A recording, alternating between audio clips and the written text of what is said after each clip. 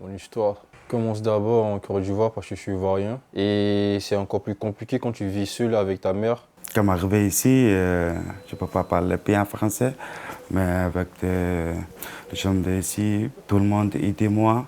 À l'âge de 5 ans, quand je commence à aller à l'école, et je marche plus 1 heure tout seul. Sociabiliser plus, mais j'avais pas vraiment d'amis, donc j'avais que ma meilleure amie, mais elle était occupée par les études.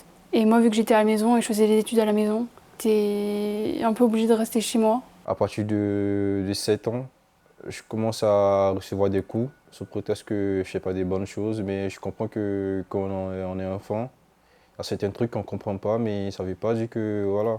J'ai fait à distance parce que j'ai vécu. Ça se rapproche à l'harcèlement. Et puis ma mère voulait dans tous les cas plus me mettre parce qu'elle avait trop peur du Covid. Et c'est pour ça que j'ai fait mes 3 années lycée à la maison. Parce que quand je suis arrivé en France et tout, donc au lieu de rester comme ça et coucher tout le temps, et ça sera mieux d'aller sur France Travail et continuer à postuler. Et je tombe sur CFA School and Job. J'ai voulu intégrer l'école. J'ai rencontré Yann et je me sentais bien avec eux. Il ne peut pas arrêter, il faut continuer.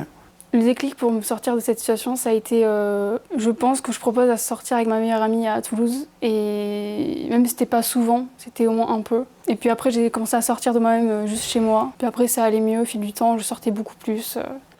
Je sais que c'est pas facile, je sais qu'il y en a plein de jeunes qui vivent une vie comme moi. Mais à travers ce que j'ai vécu, je suis quand même un peu mieux placé pour vous dire, soyez fort mentalement, soyez vous, croyez en vos rêves, n'abandonnez jamais. Même si c'est compliqué, tout est possible et qu'on peut s'en sortir.